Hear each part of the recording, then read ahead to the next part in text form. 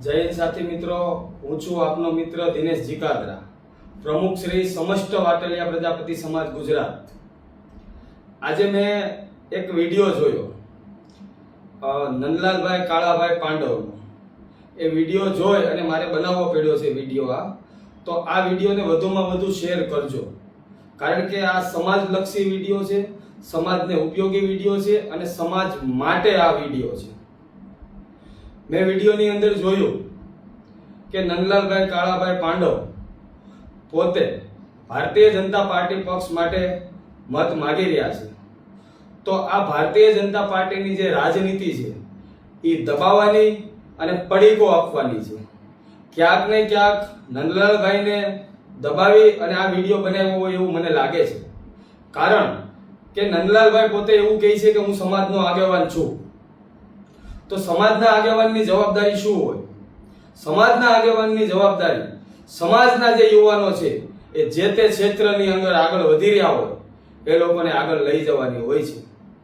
સમાજના યુવાનોને શિક્ષણની અંદર, સમાજના યુવાનોને રોજગાર મળે, સમાજના યુવાનો વ્યસનોથી દૂર રહે અને સમાજના યુવાનો રાજકારણની પણ અંદર આગળ વધે એની માટે પ્રયાસો કરતા હોય એવા વ્યક્તિને મારા મતે સામાજિક આગેવાન કહેવાય.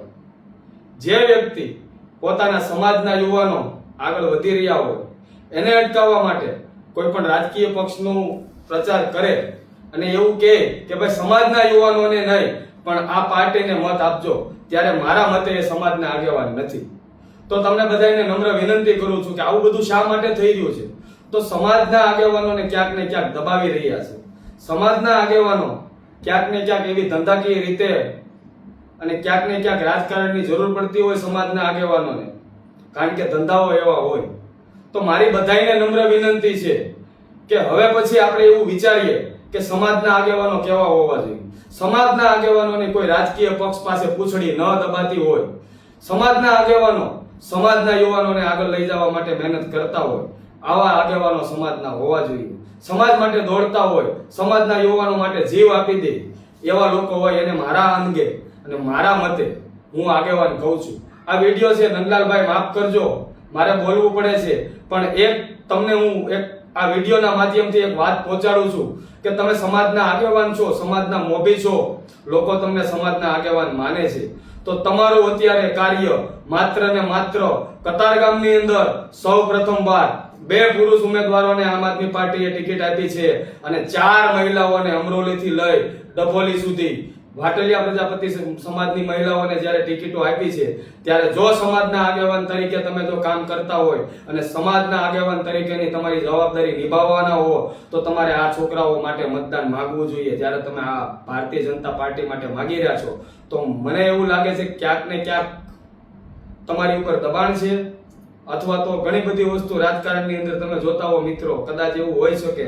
પણ નંદલાલભાઈ માફ કરજો, જે પણ કરી રહ્યા છો એ ખોટું કરી રહ્યા છો. આજે સમાજને પોતાના અસ્તિત્વની લડાઈ લડી રહ્યો છે. સમાજે જ્યારે નક્કી કરી નાખ્યું છે કે આ વખતે બદલાવ કરવાનો છે, ત્યારે તમે ખુદ રાજકીય પાર્ટીના દબાણમાં આવી અને સમાજના જે તે નાના મોટા આગેવાનો હોય, પરિવારના પ્રમુખો હોય, એને તમે દબાણ કરશો તો નંદલાલભાઈ આ વસ્તુ ખોટી થઈ રહી છે અને સમાજના આગેવાન તરીકે તમને આ શોભા નથી દેવાતું, તમને આ સારું નથી લાગતું. એટલે હું વિનંતી કરું છું તમે આ રહેવા દેજો. અને સમાજના દરેક યુવાનોને હું એટલું કહું છું કે આગેવાનો ક્યાંક ને ક્યાંક દબાયેલા છે, અથવા તમે તો જાણો છો ચૂંટણી સમયે પડી કાંઈ મળે, મેવાય મળે, બધું મળે, તો કોઈને કાંઈ મળ્યું હશે તો એ પ્રચાર કરતા હશે લોકો. પણ અત્યારે તો ખાલી એટલી મારી વિનંતી છે કે આપણે આપણા યુવાનોનું ભવિષ્ય જોઈએ, કારણ કે દારૂના વેપાર એટલા બધા વધી ગયા છે, વ્યસનની વસ્તુ આપણા વિસ્તારમાં એટલી બધી વેચાઈ રહી છે, સ્કૂલો બંધ થઈ રહી છે, હોસ્પિટલો પ્રાઇવેટ ખુલી રહી છે, સરકારી હોસ્પિટલોમાં ડોક્ટર નથી. તો આપણી પ્રાથમિક જરૂરિયાત જે છે એ આપણા બાળકોને ભણાવવાની છે.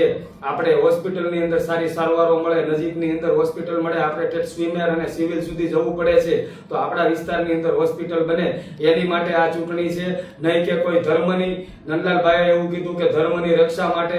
હું તો કહું નંદલાલભાઈ, ધર્મની રક્ષા કરવી જોઈએ, આપણા સમાજની રક્ષા પહેલા કરવી જોઈએ. કારણ કે ભગવાન શ્રી કૃષ્ણ હોતે એવું કહે છે કે તમે પહેલા તમારાને હાચવો અને પછી બહાર જાઓ. તો તમે સમાજના છોકરાઓનું નથી જોતા અને તમે ધર્મની અને રાષ્ટ્રની રક્ષાની વાત કરો છો, તો પહેલી રક્ષાની જવાબદારી સમાજની છે. અને જે સમાજની વચ્ચે કતારગામની અંદર રહ્યો છો એ સમાજ વ્યસનથી પીડાતો હોય, નશાખોરીથી પીડાતો હોય, વ્યાજખોરીથી પીડાતો હોય, પોલીસ સ્ટેશનના ધક્કા ખાઈને પીડાતો હોય, દબાણ આવતા હોય, લોકો અસામાજિક તત્વોના દબાણથી પીડાતો હોય, તો નંદલાલભાઈ તમારે મત આ દબાણ હટાવવા માટે, આ વ્યસનથી બચી જાય એની માટે તમારે મત માંગવા જોઈએ, નહીં કે કોઈ રાજકીય પક્ષ માટે. જય હિન્દ સાથી મિત્રો, આ ચૂંટણી દરમિયાન અમે લોકોએ એટલી સાવધાની વર્તેલી હતી કે કોઈ રાજકીય પક્ષના કોઈ યુવાનોને એકાબીજા સાથે મગજમારી ન થાય, ઝઘડો ન થાય. અને આ ચૂંટણી તો મહિનાથી પૂરતી હોય, 15 દી પૂરતી હોય, પછી સમાજના લોકો સમાજની વચ્ચે રહેવાના હોય, તો કોઈને તકરાર ન થાય એટલું અમે ધ્યાન રાખ્યું હતું. પણ આ છેલ્લા દિવસોમાં આવા વિડીયો સમાજના આગેવાનોના આવે ત્યારે આગેવાનોને ભાન કરાવવું પડે, યાદ કરાવવું પડે કે તમે સમાજના આગેવાન છો, કોઈ ભારતીય જનતા પાર્ટી કે કોઈ રાજકીય પક્ષના એજન્ટ નથી. જય હિન્દ.